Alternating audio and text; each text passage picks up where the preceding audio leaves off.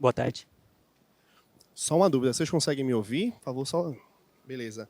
Eu só queria primeiro fazer uma consideração. Eu não sou o CISO, ele é que é o chefe, eu sou apenas um mero gerente aqui, então ele é quem manda, tá? Só obedeço. Bom, boa tarde a todos, né? É um prazer estar aqui com vocês. A gente quer falar um pouco aqui hoje, né? O que acontece dos bastidores de uma instituição da saúde quando o tema é segurança, né? A gente quer compartilhar alguns casos reais do que acontece com a gente, né? No nosso dia a dia, né? E quebrar, né, qualquer estigma, né? Do que possa ser falado aí no mercado, né? Ouvindo da gente mesmo, né? Do que acontece ali, tá? Bom, só me apresentando de novo, meu nome é Diego Mariano, eu sou responsável pela segurança do Albert Einstein. Eu estou lá há menos de 3 anos, né? Eu tenho o mesmo tempo da pandemia, eu tenho tempo de Einstein, né? Antes disso eu atuava no setor financeiro. Exatamente quando eu cheguei no Einstein, né, começou a pandemia, né? Então acho que foi bons aprendizados, né? Passar uma pandemia no setor da saúde, né? E junto comigo está aqui o meu grande amigo e colega de trabalho também, o Arthur. Muito obrigado, pessoal, por estar aqui. Eu sou o Arthur, pelo sotaque já deve ter percebido que eu não sou de São Paulo, sou de Recife, já estou aqui em São Paulo já há um tempinho já. Minha especialização sempre foi a parte mais de segurança ofensiva, e hoje eu estou tentando trazer isso para o Einstein em conjunto com a parte defensiva. A gente desenvolveu um trabalho bem legal lá dentro do Einstein, fazendo essa junção dessas duas áreas, o que muitas empresas acham que as duas áreas obrigatoriamente têm que ser inimigas uma da outra, e a gente está mostrando aqui, vai mostrar aqui que teve um resultado muito bom com isso, né? Bom, antes de tudo, né, eu quero falar um pouco sobre o que é o Einstein, o que é uma instituição da saúde, porque isso aconteceu comigo, né, quando eu estava fazendo o processo, né, para entrar no Einstein, né, eu fiquei surpreso que o Einstein não é só o hospital lá no Morumbi, né, que é assim que eu conhecia, né, que acho que todos, a maioria aqui conhece, né. Então o Einstein ele é uma sociedade que, além do hospital no Morumbi, ele também é uma rede de ensino com mais de 130 mil alunos, né, de curso técnico, graduação, pós-graduação, mestrado, doutorado. É uma empresa de consultoria, né?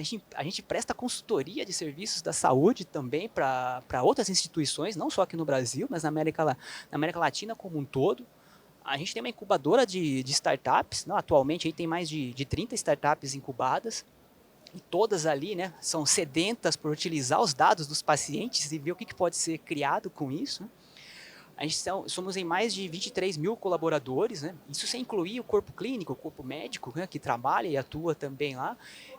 Enfim, é uma gama ali bem grande, né, de serviços que vão além, né, do que a gente está vendo lá no Morumbi, né? Além das diversas unidades e também do serviço que a gente presta, né, em conjunto com a prefeitura e com o governo, né? Então hoje aqui em números, né, o que a gente tem de gestão na área da saúde com o setor público é maior do que o que a gente tem no particular, né? E a nossa responsabilidade aqui é independente, né, daqui, se é ensino, se é pesquisa, se é setor público ou privado, a segurança ali é responsabilidade nossa, a gente tem que estar ali, né, atuando em toda a sociedade.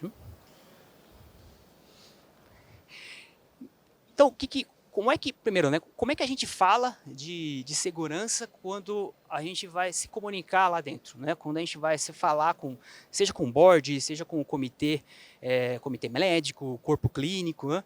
A gente vai muito, né, aonde que pode impactar a instituição, né?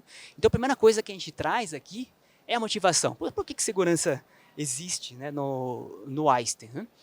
Então a gente coloca ali exatamente dados aonde impactam o paciente. É isso que a gente tenta trazer. Então é difícil a gente chegar lá e falar de vulnerabilidade, né? A gente mal fala desse nome para o board.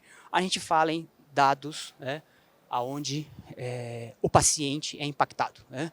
É dessa maneira que a gente tenta ali, né, comover, o corpo clínico e o board, né? E o bom é que, né, nesses últimos anos a gente tem bastante dado para mostrar, né? Então a gente consegue mostrar aqui, né, que a maioria das instituições da saúde hoje sofreram um ataque cibernético, né?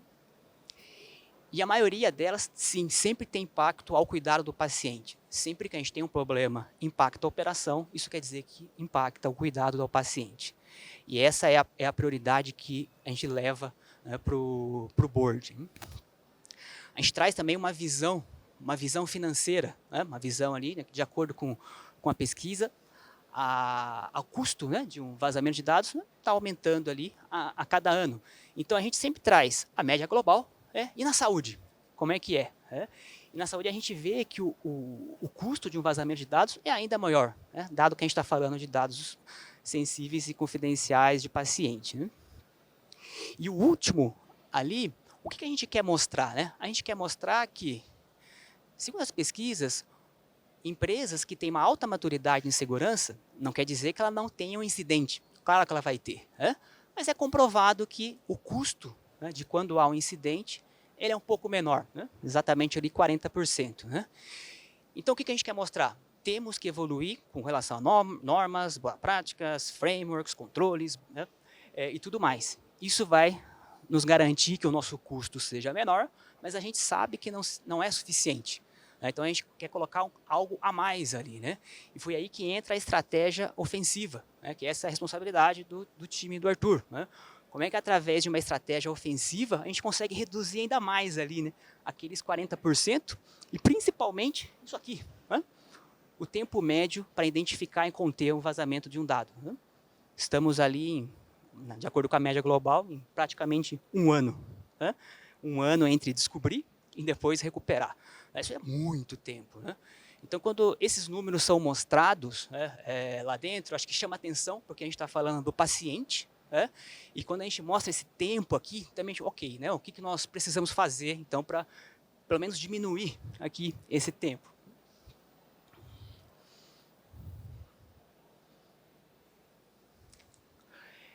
Aqui, né, acho que em contrapartida, o setor da saúde está vivendo uma transformação digital, né?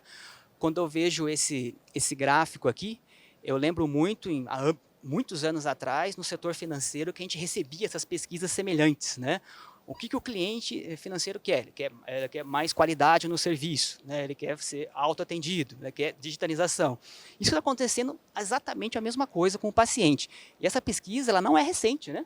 É 2019. Eu trouxe aqui de 2019 de propósito mesmo, porque foi antes da pandemia, né? Então, antes da pandemia, já estava claro a necessidade de transformação digital no setor da saúde, né? A pandemia só veio acelerar, né, o quanto que o paciente ele prefere bem-estar, né, cuidar da saúde e não usar o hospital só quando ele está doente. É isso que a gente está vendo, né? O paciente ele é muito mais buscando a gente antes, né, com saúde, para cuidar da sua saúde e no meio digital, né? Isso é ótimo, né? Mas a gente sabe, a gente que é de segurança, a gente sabe, quanto mais digital, mais riscos que oferece aqui para a gente, né?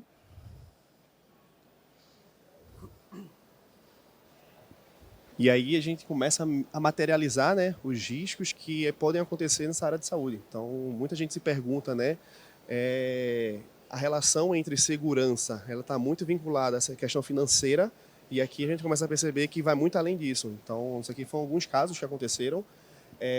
O primeiro caso de morte por conta de um ataque de ransomware, então aconteceu na Alemanha em 2019, se não me engano, 2020, onde um hospital na Alemanha foi infectado com ransomware e no momento que a operação do hospital parou, foram fazer o transporte dessa paciente entre cidades, a paciente acabou vindo a falecer no percurso. Então a gente mostra que realmente a gente não está falando apenas de dinheiro, está falando da vida humana, né? O outro caso também, né, que teve um caso de vazamento de dados de paciente da Marnuse. Então, acho que, se eu não me engano, acho que foi o maior vazamento que teve recentemente de dados de 2022, focando em dados de saúde, onde vazou vários prontuários de pacientes no mundo inteiro aí. Então, começa também a pegar na questão de dados. E aí, pode passar. A gente começa a perceber que existe uma mera semelhança aí entre algumas áreas. Então, o principal da área de saúde, e aí eu vou explicar mais para frente o porquê, que quando se fala de segurança, a gente está focando em questão de budget limitado. Então a gente escuta muito de vários hospitais aí que o pessoal não tem dinheiro para investir. E como que justifica isso para o board? Então mostrar para o pessoal que como que vai ser bem utilizado esse dinheiro e que tipo de retorno ele vai trazer aquilo ali para a instituição, tanto com a parte da saúde do paciente, quanto com a parte de marca e negócio. A questão do black marketing, em troca de informações. Então, hoje, se a gente for parar para pensar nos grupos de Telegram que a gente está infiltrado, a gente começa a perceber que o dado de um paciente ele começa a custar muito mais caro do que um dado financeiro, Porque dado financeiro, o pessoal consegue fazer um corte rápido disso aí, e com dado de um paciente, você consegue utilizar ele de diversas formas. Então, até empresas de planos de saúde se utilizar daquilo para poder fazer um black market em cima do paciente. Então, eu sei que aquele paciente tem a predisposição para ter tal doença. Então, vamos fazer um marketing direcionado para ele, porque aquilo ali pode ser rentável para a gente. Então, foca muito nisso também. Dispositivos vulneráveis em IoT. Então, um hospital, com o avanço da tecnologia, né, vários dispositivos acabaram evoluindo também, e acaba trazendo risco. Dispositivos mobile inseguros, então vamos só desenvolver um aplicativo para rodar lá no nosso hospital, deixar rodando qualquer coisa, não precisa se preocupar com segurança porque ninguém vai mexer com isso, e aí é que está o problema. Ransomware, que eu acho que é o maior medo de todas as empresas hoje, então boa parte do trabalho que a gente guia hoje dentro do Einstein, a gente foca muito na questão de ransomware, porque é um problema que afeta o mercado inteiro, não apenas a área de saúde. Questão de malware phishing, que é um padrão. Cloud Security, que tudo agora está subindo para a cloud, então não é apenas subir, então tem que saber configurar, fechar portas, esse tipo de problema. E staff não treinado, então o que é? Você tem uma equipe que não está capacitada em segurança, mas apenas uma equipe que é capacitada em tecnologia. E aí você mostrar para essas pessoas que segurança é importante. E aí é que vem o questionamento, né? Vocês perceberam que tem uma semelhança desses problemas com os outros setores? O setor financeiro é o mesmo problema. Oil e gas é a mesma coisa. Retail, mesma coisa. Área de food service, mesma coisa. Segurança, eu vejo muita gente comentando que segurança ele é algo muito particular. Só que como a gente percebe aqui, é algo que é bem comum para todas as áreas. O que diferencia é qual tipo de linha de negócio que está direcionado para isso. E aí quando a gente está falando de saúde, a gente começa agora a ter a diferença. Aqui é que está o core da segurança na área de saúde. É quando começa a envolver todo um ecossistema. E aí, com esse tipo de informação, ela começa a trafegar entre elas. Então, o dado do paciente, ela pode estar trafegando desde uma área, desde aquele momento que você entra numa farmácia para poder pegar um desconto e tem que colocar seu CPF, até o momento que você está indo lá no laboratório fazer um exame. Então, a gente começa a ver que existem vários tipos de comunicações com protocolos específicos para isso. E aí é que você começa a ver onde está todo o ecossistema de segurança. Para muita gente, acha que isso aqui é meio algo novo. Então, putz, o pessoal está falando de segurança na área de saúde, questão de dados que está sendo vazado do paciente, que não é tão importante assim comparado na área financeira. Mas lá em 2016, eu já estava falando sobre isso. E o pessoal achava que era meio que assim, ainda não é o boom do problema.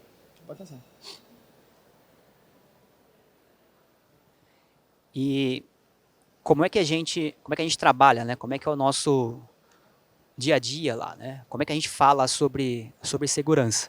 A gente fala sobre segurança a partir dessas 4, né, frases aqui, né? Dificilmente a gente fala termos, né, da nossa área, né? Então a gente fala muito de excelência operacional, experiência do usuário, compliance regulatório e gestão de risco, né? Então, um exemplo aqui de excelência operacional, o que pode impactar a operação do hospital? Como é que a gente, né, ao invés da gente não impactar a operação, a gente ainda encontra meios, né, para torná-la melhor, né? Então, o exemplo que eu trouxe ali do lado, daquela imagem, ao invés da gente falar patch management, né, ou gerenciamento de patch, a gente precisa manter a excelência operacional daqui, né? Se eu não atualizar esse ambiente, em algum momento, ele pode ser que, independente se é um problema de segurança ou não, em algum problema, algum usuário vai sofrer alguma consequência por estar com o ambiente defasado, né? Todo mundo sabe aqui, né, que quanto mais velho fica, mais problema dá, né? Então a gente fala por este caminho, né? Então é neste caminho que a gente leva a necessidade de se manter um parque atualizado, né? É se manter a excelência operacional. E a excelência operacional está ligada com a experiência do usuário, né? Quando eu falo usuário, pode ser paciente ou pode ser funcionário também, né? Porque como o hospital ele é uma estrutura que fornece toda a estrutura hospitalar para médicos, né? Então o médico ali ele tem um corpo clínico que ele não é nem funcionário, né, e nem cliente, né? Ele usa a estrutura do hospital para atender os seus pacientes, ele aluga, né, a nossa estrutura, né? Então esse é um usuário super importante para a gente, né? Então quando a gente fala de experiência do usuário, por exemplo, né, biometria facial, né, é nesse tipo de autenticação, né, sem pedir muita informação para o usuário, que a gente quer chegar, né? Só que sem também eu ter passado pela excelência operacional, que no nosso caso é tecnologia atualizada, a gente não consegue também oferecer uma melhor experiência para eles. Então a gente tenta ali, né, vincular, né, uma coisa com a outra, né? E a gente sabe aqui, né, que por debaixo dos panos a gente tem que estar mantendo o parque atualizado, estar investindo com o segundo fator de autenticação, as coisas básicas, né, que a gente tem que fazer, né? Outra maneira, né, tudo que é compliance e regulatório, né, isso que principalmente para o board, né, isso é fundamental, e aqui a LGPD ajudou muito, né, não só a gente, acho como qualquer empresa, né, brasileira. Então a gente também, né, se usa disso, né, de acordo com a LGPD, é importante estar aderente, né. O que a gente faz aqui? Como na área da saúde, né, o que é mais conhecido é a JCI, essa Joint Commission, né, que todo funcionário ICE ele tem orgulho de ter essa certificação que é específica para a área da saúde. Então, quando a gente fala olha, isso aqui infringe a JCI, tem um peso muito maior do que a gente falar, isso infringe a LGPD, né? Porque a JCI já está mais no dia a dia do setor da saúde. Então, a gente tenta ali também encontrar meios, né, para ficar mais palpável, né, para as pessoas, mesmo sendo regulatório, né, o que é mais palpável ali para ela, ok, realmente eu entendi, né? E o apetite de risco, né? Gestão de risco. Aqui está alinhado com o comitê e risco corporativo, né? Onde que a segurança está classificada? Né? Ela está classificada, né?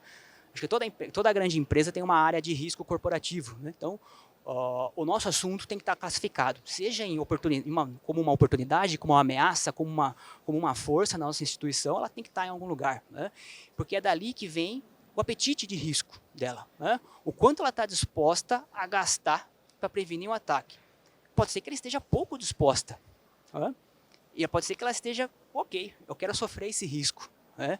Ok, acho que o mais importante é ter essa discussão, né, e classificar esse risco eu aceito, esse risco eu não aceito, né? Então tem muita coisa, né? Claro, toda empresa tem risco, né? Tem muita coisa que a gente aceita o risco, né? Mas a gente, ok, as consequências desse risco podem ser essas e aquelas, né? Então a gente discute muito nessa questão de qual que é o nosso apetite, né? A gente está indo com muita sede ao pote, né? Ou não, a gente está indo muito devagar, a gente está travando aqui possivelmente alguma inovação. Como é que se traduz, né, aquelas quatro frases, né? A gente tem 6 frentes aqui da maneira como a gente trabalha, que é o que a gente faz, né, desde o começo, desde que a gente chegou lá, né? Quando a gente chegou, era um time super pequeno, né, acho que eram poucas pessoas, né? Então a gente teve todo um trabalho, né, de contratar pessoas, de formar a equipe, formar a área, né? Então a gente passou e ainda passa, né, por todos esses itens aqui, né? Então uma coisa que a gente faz, né, fez e faz, profissionais. A gente investe em quais são os profissionais referências de mercado, que é importante trazer, né? E um mix com formação do que nós temos aqui dentro, né? Então, se a gente vê hoje a estrutura, né, tem muitos especialistas e júnior, né? Mas isso é consequência de uma decisão nossa aqui e que tem funcionado, né? Qual que é a nossa estrutura de trabalho? A gente tem essa estrutura de competitiva, né? Então a gente colocou, né, o Blue e o Red Team dentro da mesma gestão, né, da gestão aqui do Arthur. A gente fez isso de propósito, porque a gente quer criar um time competitivo, a gente quer que um time provoque o outro sim, né, de uma maneira saudável ali, que é dessa maneira que a gente vai tirar ali o maior conhecimento, né? A gente tenta passar para cada pessoa, né, jogar para ganhar, né, não jogar para não perder. Jogar para não perder é muito comum em grandes empresas que têm grandes processos, onde tudo é burocrático, né? Onde a gente faz de tudo, né, para trabalhar menos, né? Então aqui o nosso lema é vamos jogar para ganhar. Se a gente vai entrar é para ganhar, né? Segurança psicológica. Aqui, né, quando a gente fala de segurança, né, só o fato de a pessoa se sentir à vontade para falar que algo está errado, né, na nossa equipe, ou na nossa área, ou na instituição, ou com algum processo, ela tem que ter aquela coisinha ali, segurança psicológica, né, para se sentir à vontade de falar. Então, como a gente quer um ambiente competitivo, né, a gente investe bastante em segurança psicológica, para as pessoas se sentirem bem e realmente poderem falar. A gente sabe que quanto mais zoação ali no dia a dia é melhor, porque todo mundo se sente bem em falar. Então é diversidade, bom conflito, foco, prioridade total em home office. Então a gente tem pessoas trabalhando de Goiânia, a gente tem pessoas do Rio trabalhando com a gente. Isso aqui na área da saúde é é um super tabu, né? Coisas simples em outras empresas, né, de home office, por exemplo, na área da saúde é um super tabu, por quê, né? Porque a área da saúde cresceu como um hospital, onde todo mundo, é claro, trabalha presencialmente, né? Então aqui são coisas aqui que a gente teve que passar, né, por toda essa questão, fator cultural, né? A falha, a gente usa muito a falha ali como recurso do aprendizado, a gente divide o que é falha, né, que faz parte da nossa política e de normas e que você já deveria fazer e você de fato cometeu um erro, e o que é uma falha, né, do que você está tentando fazer algo diferente, fazer algo melhor, né, melhor para você, para o seu time, para a empresa, né? Então a gente investe em a falhar como recurso do aprendizado, né? Em qualquer comitê executivo que a gente vai, é linguagem, a gente tenta ali, qual que é a linguagem, né, do setor da saúde, a linguagem local, comparação com o mercado, benchmark, né, embasamento científico. A gente está na área da saúde, a maioria são médicos, né, então embasamento científico ali, todos, né, eles pedem por isso. Tá, mas de onde se tirou isso? Né? Quem está falando? Né? Quem que falou isso? Então, aqui, né, essa equação que a gente encontrou, ela serve ali, né, para a nossa instituição que a gente está hoje, né? Pode ser que se a gente vá em alguma outra, seja uma outra equação. Mas o importante é a gente chegar nela, né? Então ali, linguagem local, comparação com o mercado e embasamento científico, a gente precisa dessas três coisas para fazer qualquer tipo de comunicação, senão a gente simplesmente não é compreendido. E resiliência da liderança, né? Esses são os líderes de segurança. Então a gente tenta normalizar o estresse. A gente sabe que o nosso dia a dia é estressante, né? A gente sabe disso, né? Então, junto com a segurança psicológica, né, como é que a gente normaliza? Ok, né? É estressante mesmo, né? O que a gente pode fazer para melhorar, né? Saber o porquê das coisas e incentivar o autocuidado, né? Que é uma maneira também da gente combater o estresse. E desde o começo a gente faz muito workshop de comunicação, né? Antes mesmo da gente ter uma equipe de liderança, né, a gente já fazia workshops de comunicação com os times, né, e agora é feito workshop de comunicação com as lideranças, as suas lideranças também fazem isso com seus times. E aqui, né, por curiosidade, essa é a nossa estrutura de como a gente está hoje lá, né? Então é uma estrutura que antes tinha uma ou duas caixinhas aqui, né, quando a gente chegou, né? E agora a gente conseguiu montar aqui bastante coisa. Mas para ter como referência, eu não vou passar por cada uma delas, né? Mas basicamente essa operações, resposta, incidente e segurança ofensiva é a responsabilidade do Arthur, né? Tanto o Blue Team, o Red Team e o time de respostas está com o Arthur, né? E a gente tem também a engenharia, que é responsável por todos os projetos de segurança, e governança junto com gestão de acessos. Eu acho que falar também é legal falar de um ponto de diferencial que a gente procurou muito no início, era falar sobre regulamentação. Regulamentação para a área de saúde ela é muito forte quando se fala especificamente de saúde. Mas quando a gente está falando de segurança para a saúde no Brasil, a gente está falando de algo que não existe ainda, e a gente que tinha essa sede de querer ter algo para se basear e ter um benchmark para isso.